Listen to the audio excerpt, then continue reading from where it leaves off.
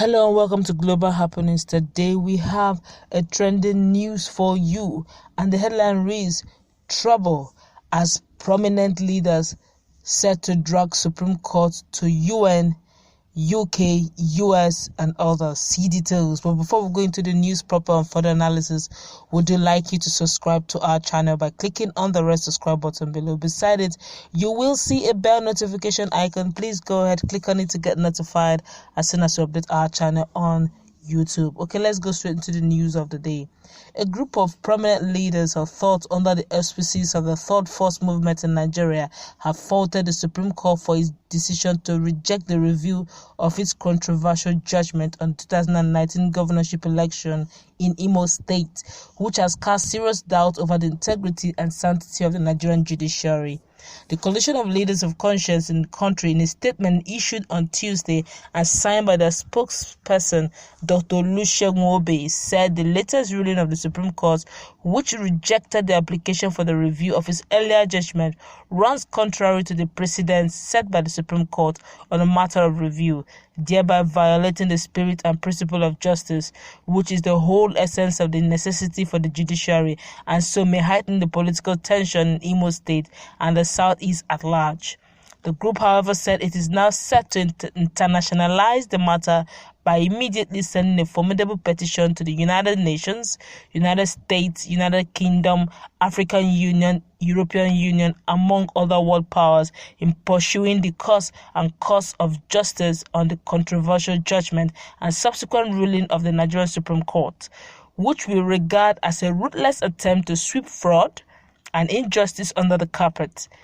It added, we are therefore resolved more than before to be steadfast and resolute as concerned leaders of conscience in Nigeria to pursue this cause of justice to its logical end over this worrisome precedents by the Supreme Court, which has since forced a dark cloud over the survival of Nigerian democracy and the peace and stability of the Southeast. Accordingly, we plan to further engage the rally national leaders of conscience like Nobel laureate Professor Wole Soyinka, Professor Ben Nwabueze San, Chief Emeka Anyaoku, Alhaji Balarabe Musa, Admiral Ndubisi Kanu, Chief Ayo Adebanjo, Bishop Matthew Kuka, Dr. Kalu Idika Kalu, Solomon Asemota San, Professor Pat Otome, Dr. Olisa Agbakuba San, Mr. Femi Falana San, Comrade Shegu Sani, Chief Mike Ozohom San as well, Dr. Obi Ekpesele, former presidents, heads of state, and the leadership of the Nigerian Bar Association, NBA, and the international community, among others, to help monitor development concerning this historical matter. It will be recalled that the body had previously averred that apart from the fact that the total valid votes which the Supreme Court based its ruling on erroneously exceeded the total accredited voters by the Independent National Electoral Commission in the election, Senator Hope Uzodinma may also not have fulfilled the constitutional requirement for a validly elected governor of having to score at least 1/4 of all the votes cast in each of the least 2/3 of the local government areas in the state. The leaders also asserted that the judgment completely overthrows all non-judicial precedents and electoral jurisprudence in Nigeria and would appear to be based on extrajudiciary considerations and therefore requires a desired reversal by the Supreme Court to prevent precipitation of a major uprising and anarchy in Imo State capable of overwhelming security and stability in this entire Southeast. The group in an earlier statement had quoted late Justice Chukwudifo Oputa as regards the powers of the Supreme Court to review or reverse its earlier decision. It said while delivering the lead judgment in Adegoke Motors Limited versus Adesanya, 1989, 13 NWLR, Part 109, 250 at page 275A. Justice Oputa, also known as the Socrates of the Supreme Court, consider the powers of the Supreme Court as the final court in the land to review its earlier decision and said inter alia, we are final not because we are infallible, rather we are infallible because we are final. Justices of this court are human beings capable of erring. It will certainly be short-sighted arrogance not to accept this obvious truth. It is also true that this court can do inestimable good through its wise decisions. Similarly, the court can do incalculable harm through its mistakes. When therefore it appears to lend counsel that any decision of this court has been given per incorium, such counsel should have the boldness and courage to ask that such a decision be overruled. This court has the power to overrule itself and has done so in the past, for it gladly accepts that it is far better to admit an error than to persevere in error. That's good.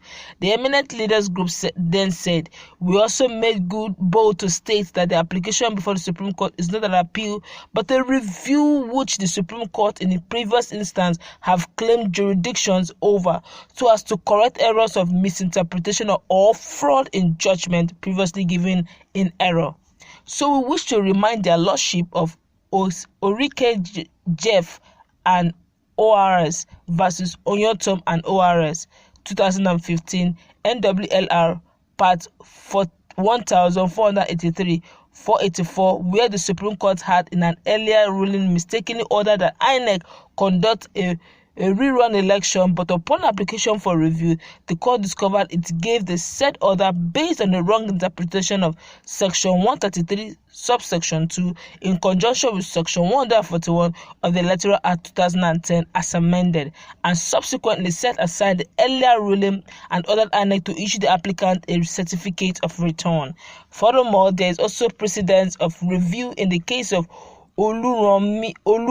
Olurunfemi versus Alshaw 2002 NWLR Part 643 143. The Supreme Court in its 18th March 1999 ruling set aside its earlier judgment delivered on the 8th of January 1999 and ordered that the appeal be heard de novo by another panel on the ground that it ought to have considered the respondent's cross-appeal first before allowing the appellant's appeal. These are examples where the Supreme Court has previously set aside its earlier rulings, which are not by reasons topographical errors, but misinterpretation and administration of justice by errors, as evident in Imo's ruling, which gave mandate to Uzodinma, who was never a candidate of any political party, with votes not in tandem with total accredited voters. Therefore, the constitutionality finality of the judgment of the Supreme Court, where it flows from or rests on fraud and misleading evidences, can never serve the purpose of justice for which the Constitution created the Supreme Court, and therefore defeat the whole essence of the judiciary, so should be corrected for precedent and posterity's sake. All right, these are the reasons why the leaders of conscience have stressed their point. They're saying that based on the fact that Tanko CJN has said that it's not possible that they can't reverse themselves. Very learned colleagues of Tanko and lawyers and sons in the country have decided to voice their opinion and tell the Supreme Court panel that it's very possible to reverse their verdict, and give examples to that effect. Practicable examples that have actually taken place in the past, where Supreme Court had reversed their verdict when they discovered that they passed the judgment in error, as the case may be in Imo State Ihedioha Uzodinma's saga. Okay, but before we go into the analysis proper, let's hear what Nigerians are saying. I just hope that truly these leaders of conscience would bring the Supreme Court to what powers let them see, so that Nigeria as a whole does not go into anarchy. Even Adams Oshiomhole herself has also realized that this style of fraud is a very high level profile fraud. A fraud that this is. Let's just hear what Nigerians are saying in general before we go to analysis, because honestly, if this happens, if they allow this whole fraud by judiciary to continue, I'm afraid the electorate we don't have a mandate. Let's just allow this. Now Nigeria is now a kingdom where one man owns all the power. He decides. The democracy is a cloth that we wear it when we are going to international conferences, but when we're back to Nigeria, we don't even remove it, we shred it. So when we want to go again, we wear it. So in Nigeria, we don't feel democracy, we don't see democracy, we wear it as a cloth, and that cloth is only when we're going for international conferences. Here in Nigeria, like we're gradually moving into anarchy. But let's hear what Nigerians are saying generally before we go to analysis proper. Here, this one is a hypocrite, but there's nothing wrong with biased judgment. Natu Baba deceive Pekin. This is referring to the fact that Bayelsa judgment was okay, but Imo State judgment was not okay. This one here says, it's too late to cry when the head is already off. If you actually love Imo State and Ihedio, why not start preparing for 2023 election than trying to incite violence? Remember, at the end, we shall all be victims. Please do prove yourselves true eminent leaders. This one said, Nigerian Supreme Court has become useless. This one here says, this is a development.